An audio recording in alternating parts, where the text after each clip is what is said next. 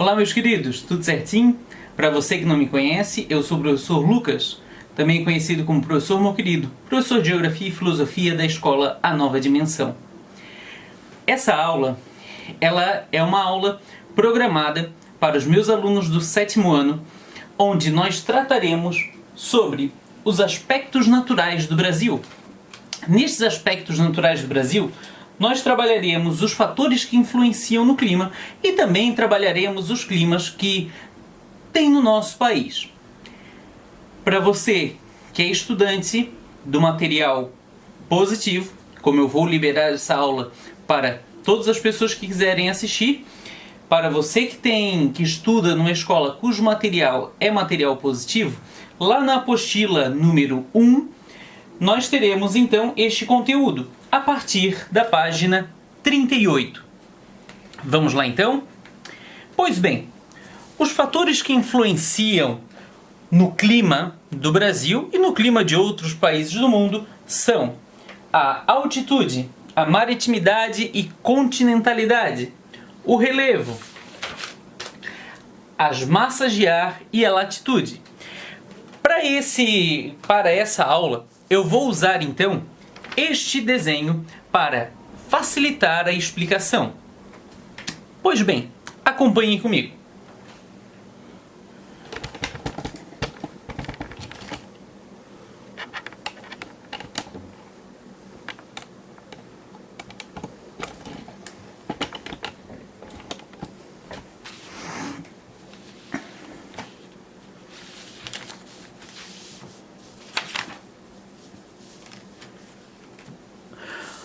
Uma coisa que nós devemos ter em mente é que todos os fatores que influenciam no clima, eles influenciam em conjunto, eles não atuam sozinhos.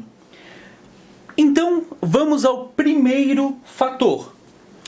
O primeiro fator é o fator altitude, que está na página 38 do seu livro. Aqui nesse desenho, tem aqui, para vocês entenderem, o mar, a parte de uma planície, o relevo, que ficou muito bem desenhado, e temos aqui a parte que seria a parte do planalto, o interior do continente. E aqui as nuvens, que são a umidade que acaba vindo geralmente do mar. Tudo bem até aqui? Vamos lá. O primeiro fator, que é o fator altitude. Como que o fator altitude influencia na questão da temperatura e do clima do país?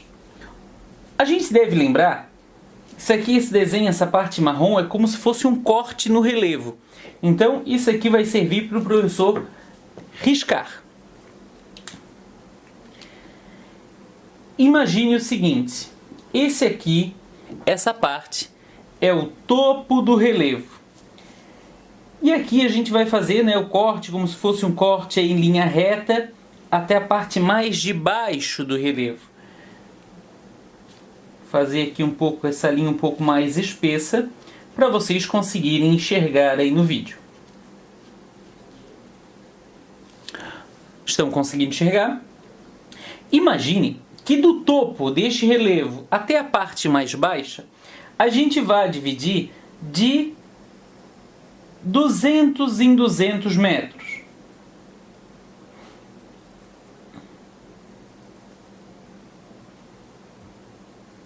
Então, nesse caso, nesta divisão,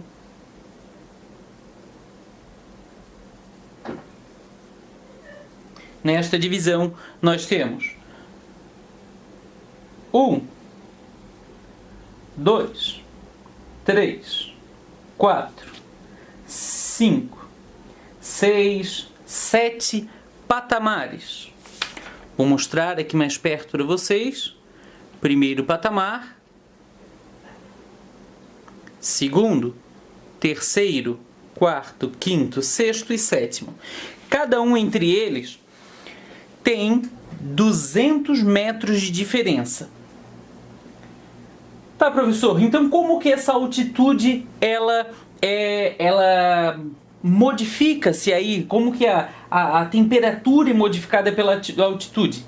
A cada 200 metros que nós temos aqui, aproximadamente 200 metros, nós temos a diminuição de 1 grau na temperatura. O que eu estou dizendo?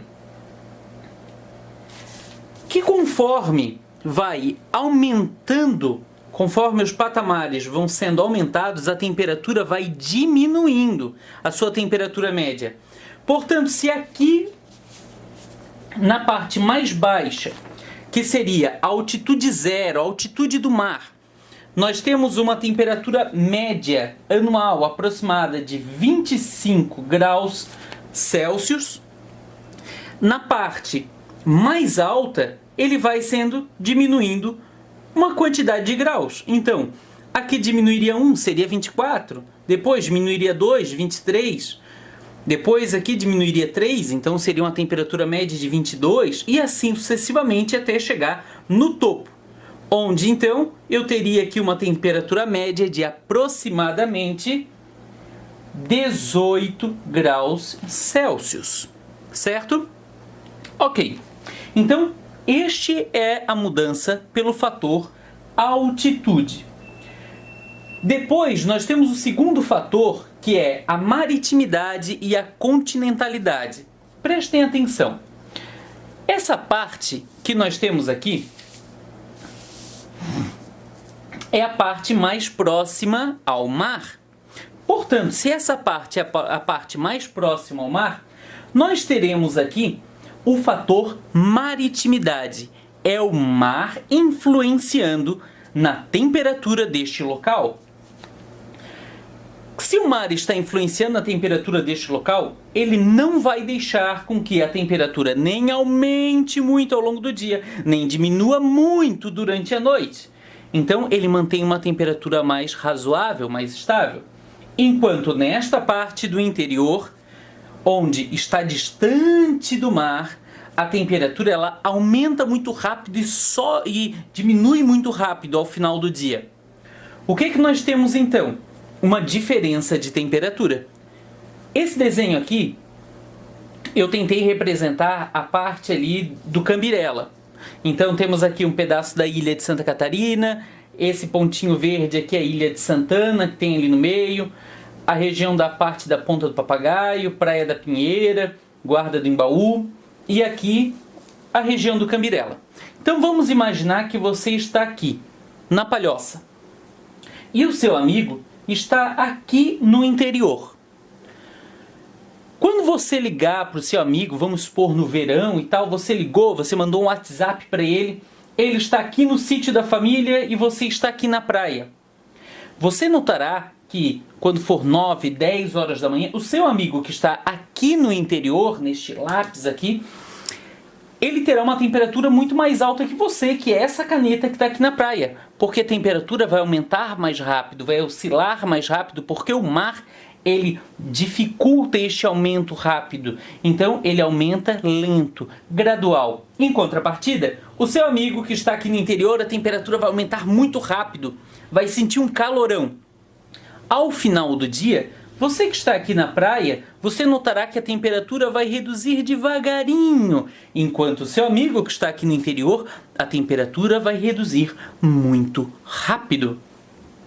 Então, este é o fator maritimidade e continentalidade. Lembrando, o mar, por ele ser bastante úmido, ele libera muita água, evapora muita água, que vai formar estas nuvens. Quando forma essas nuvens e o vento da maritimidade empurra essas nuvens para dentro, ele vem vindo, o resultado disso é que essa região, essa vertente do litoral, ela será mais úmida, vai chover, vai causar chuva orográfica, que é essa chuva de relevo, que o relevo dificulta a passagem da umidade, dificulta a passagem da nuvem, e aí tu tens essa mudança aqui, esse aqui mais úmido. Em contrapartida, a parte que está do lado de dentro, essa vertente do interior, que é essa parte que está aqui, ela vai se tornar mais seca. Então aqui nós já falamos do terceiro fator. O fator relevo, ele vem ao encontro daquilo que eu já falei na altitude. Se tu tens o fator relevo, onde o morro ele serve como um parador dessa umidade, ele vai fazer simplesmente isso, ele vai atuar dessa maneira, dificultando a passagem de umidade de um lado para o outro, fazendo assim chuvas de um lado, causando chuvas de um lado, e do outro vai ser um ambiente mais seco. O outro fator são as chamadas massas de ar e latitude. Agora eu vou deixar esse desenho um pouco de lado, nós não vamos precisar dele neste momento, e eu quero mostrar para vocês o mapa que tem na página 40. Na página 40, nós temos aqui dois mapas. Eu vou pegar um lápis para mostrar para vocês. E nós temos a atuação em diferentes períodos do ano. Este primeiro mapa, ele já mostra aqui no canto verão. Neste segundo, inverno. No verão, nós teremos três massas mais úmidas, que são a massa equatorial atlântica, a massa equatorial continental e a massa tropical atlântica. A massa tropical continental, que é essa massa que está sobre a Argentina, que eu estou mostrando com o meu lápis, ela vai ser uma massa de ar mais seca. Então todas as outras elas vão fazer com que a umidade se desloque. E essa daqui, quando acontecer da atuação dela atuar, vai deixar o ambiente onde ela atua mais seco. Já no inverno, essa massa, como vocês podem perceber, ela deixou de existir. Continua havendo as duas massas equatoriais, a atlântica e a continental, e já a massa tropical atlântica, ela continua aqui, e existe uma outra massa que surge, que é a massa polar. Essa massa polar atlântica, ela é, para nós que moramos aqui no sul do Brasil, nós moramos em Florianópolis, ela é uma massa que nós conhecemos muito. Então, meus queridos, como eu estava falando para vocês anteriormente, sobre a questão da massa de ar polar. A massa de ar polar, aqui no sul do Brasil, nós conhecemos muito bem essa massa, porque ela nos traz aquele friozinho do inverno. Então, sabe aquele dia no inverno em que já está gelado e que aí entra aquele vento sul, que ele abaixa a temperatura ainda mais? Essa é a atuação da massa de ar polar. Para nós também aqui do sul, existe muitas vezes um fator que a gente conhece, muitos de vocês provavelmente conhecem muito bem, que é a questão do peixe, da tainha. Todas as vezes que a massa de ar polar ela acaba atuando de maneira mais forte, em grande parte das vezes ela traz o peixe, a tainha, que os nossos pescadores aí, eles acabam então indo, jogando suas redes, pescando, e isso acaba, para nós que é cultural, isso nos chama muita atenção. Bom, talvez você não seja de Florianópolis, eu sei que está me assistindo, talvez você nunca ouviu falar da pesca da tainha, mas possivelmente você já ouviu falar da neve em Gramado, já ouviu falar da neve em Urubici. Então, há uns anos atrás, aí, inclusive, a massa de ar polar foi tão forte que o Cambirela, que é este morro em que eu estava mostrando para vocês aqui antes, ele não tem 1.400 metros de altitude aqui, eu só fiz um esboço, né? Ele tem 1.100 metros mais ou menos de altitude, mas em 1.100 metros de altitude já é bem alto. Há uns anos atrás, em 2013, a atuação da massa de ar polar foi tão forte que esses picos do Cambirela, eles amanheceram todos branquinhos. Então, se você tem interesse em ver, se você tem curiosidade, dá um Google aí, procure como neve no Cambirela. Para nós foi um fato incrível. Eu nunca tinha visto a neve nessa região. A última vez que havia nevado no Cambirela tinha sido, se não me falha a memória, na década de 70. Então, essa é a atuação da massa de ar polar na nossa região. Existem casos ainda que ela é tão forte, que ela entra com tanta força, que ela chega a baixar inclusive a temperatura na região norte do Brasil, causando um fenômeno chamado de friagem. Então quem mora ali na região de Manaus, Porto Velho, ou até mesmo Mato Grosso do Sul, às vezes acontece de baixar bastante a temperatura e o pessoal chama de friagem. E aí você pode estar perguntando, mas o que isso tem a ver, por exemplo, com a latitude? O professor lá no início falou que ia falar da massa de ar e da latitude. A latitude é o seguinte: quanto maior a latitude, ou seja, quanto mais afastado da linha do Equador, ó, vou mostrar para vocês aqui novamente, a linha do Equador está aqui em cima. Quanto mais afastada da linha do Equador, maior a latitude. A temperatura geralmente ela se torna mais fria. E aí a gente acaba entrando num negócio chamado tipos de clima. Que o Brasil tem alguns tipos de clima que são bem marcantes. Eu vou começar pelos climas mais quentes do Brasil. E o último em que eu vou falar é o clima que atua aqui no sul do Brasil. Então preste muita atenção. Agora, novamente eu vou virar a câmera para o livro e vou mostrar para vocês então cada um desses climas e vou anotando do lado do clima algumas informações que possivelmente não tem no livro, certo?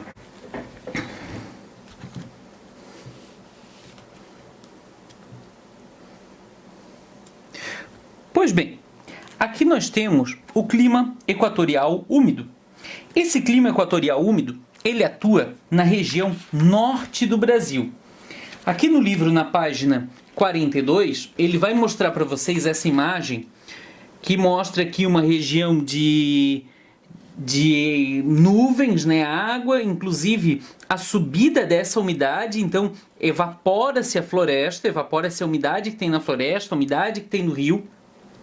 E depois, essa umidade, ao encontrar áreas mais altas, portanto mais frias, ela acaba condensando, formando-se em nuvens e volta para a floresta. Inclusive, se bater vento nessa umidade aqui, se bater vento nessas nuvens, essa água ela pode chegar até a região sudeste do Brasil. Aqui no clima equatorial úmido, pode chover normalmente, até 3.000 milímetros por ano. Normal aí entre 2.000 e 3.000.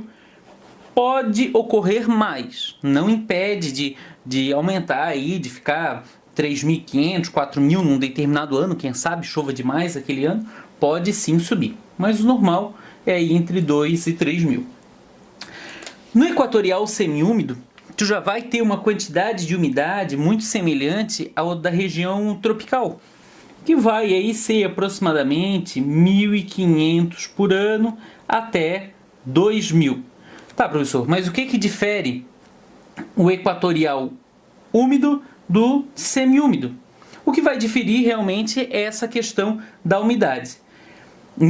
No semiúmido, ele vai atuar nas áreas mais altas, lá na região amazônica. Vamos usar esse desenho aqui de novo. Vamos supor que aqui, ao invés de ser o mar, fosse o rio. Então, na região úmida, seria essa parte mais baixa. Na região semiúmida, seria essa parte mais alta que nós temos aqui. Então, essas partes aqui vai chover menos. Ok, então? Depois, região tropical. Vai atuar mais na região ali centro-oeste do Brasil, tendo variações, inclusive, entre eles. Região centro-oeste, pega um pedacinho ali da região sudeste.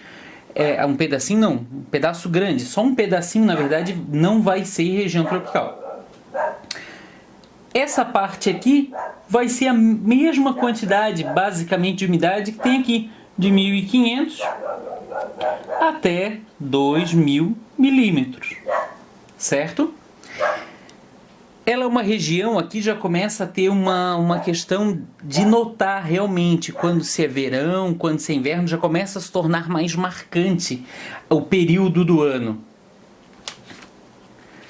No tropical de altitude e o tropical semiárido, que é o que tem aqui, são as variações do tropical. O tropical de altitude vai atuar na região mais altas, o nome já diz. Então vai atuar ali na região da Serra do Espinhaço, Serra da Canastra, Serra da Mantiqueira, ali nas regiões de Minas, São Paulo, Rio de Janeiro, então as partes mais altas, que ultrapassam geralmente 1.000 metros de altitude, serão definidas por esse clima. Depois, no semiárido, ele já é mais próximo ali à região de Goiás, já mais na divisa com aquela região ali do Nordeste e tal. Então, a temperatura, a pluviosidade aqui será bastante baixa. Em algumas regiões, inclusive, em torno de 800 milímetros de chuva por ano. Ela é uma umidade bem baixa. Aqui no livro de vocês, ó, se vocês verem, tem uma neve que aconteceu no Rio de Janeiro em 2012, em setembro de 2012. Então conta uma história aí e tal do que aconteceu, inclusive temperaturas de -9 graus, o que é incomum naquela região, né? E por último, a região subtropical, que é a região onde nós aqui de Florianópolis, né, nós que somos, vocês são do Paraná, do Rio Grande do Sul, um trechinho sul ali de São Paulo, um trechinho do sul do Mato Grosso do Sul, é definido por esse clima. Aqui nós já temos uma temperatura, uma umidade, que ela varia de 1.200 até 1.500. O nosso clima aqui, se o clima tropical já tinha verão e inverno bem definido, aqui vai ser ainda mais definido. A gente sabe quando é verão muito bem, a gente sabe quando é inverno muito bem, chega a tainha no inverno, atua massa polar, pode gerar geada, muita geada, que para quem não sabe, a geada é quando aquela umidade da vegetação lá no gramado ela congela, então aquilo é geada, às vezes amanhece aquela pastagem toda branquinha, então isso é geada, e pode gerar neve também. Então essa é a região onde nós moramos. É muito comum, inclusive, em cidades aqui do sul do Brasil, temperaturas mais baixas do que 0 graus. Então tu chega ali, pega o interior de Santa Catarina, não precisa nem ser muito interior, tu vai na região da Serra do Rio do Rastro, tu vai em Urubici, tu vai em Lages, tu já vai encontrar temperaturas bem baixas. Inclusive, aqui em Florianópolis, às vezes é comum 5 graus, 6 graus, que já é para nós uma temperatura bem baixa. E por último, nós teremos um climograma. Climograma, na verdade, é uma ferramenta como essas daqui, que elas vão fazer registro da umidade em cada local. Então, essas barrinhas separadas entre si, elas têm os meses aqui embaixo, J, janeiro, né? F, fevereiro, março, abril, e assim, até chegar em dezembro. Ela vai ter a medição deste lado em milímetros e do outro a temperatura. Na temperatura, ela vai ser medida por essa linha, onde cada ponto representa um mês. E aí ela é ligada por um fiozinho até lá no final. Aqui no livro, aqui embaixo, ele pede para vocês então fazerem isso. Pegarem a precipitação, ou seja, a quantidade de chuva que se teve em cada mês, fazer em cada lacuna dessa uma barrinha separada entre si, representando cada mês, e depois vamos fazer uma linha representando a temperatura. Então tu vai pegar aqui, ó, no seu livro, lá na página 45, a temperatura está aqui do lado, você vai olhar e vai marcando até chegar aqui no fim para fazer essa linha de temperatura. Então, meus queridos, essa é a nossa aula de hoje. Deixo para vocês algumas atividades que estão lá no Unimestre. Façam, se vocês tiverem. Vou levantar aqui um pouquinho a câmera.